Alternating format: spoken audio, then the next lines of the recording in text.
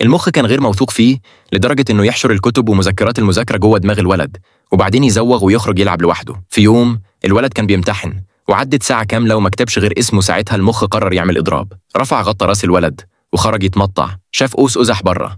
المخ اتحمس على طول، قرر يخرج يهيص. ولما كان خلاص هيمشي الولد وقع على المكتب، فالمخ بسرعة رجع الكتب ومذكرات المذاكرة تاني جوه دماغ الولد. ولما الولد فاق بقى إنسان تاني، بدأ يحل الأسئلة بشكل مجنون. القوانين والمعادلات بتعدي قدام عينه. وبعدها المخ خرج يلعب وهو مش فارق معاه حاجة. المخ ركب الحصان الهزاز وبعدين جري على الزحليقة، وأخيرا طلع السلايد الحلزوني اللي كان بيحلم بيه.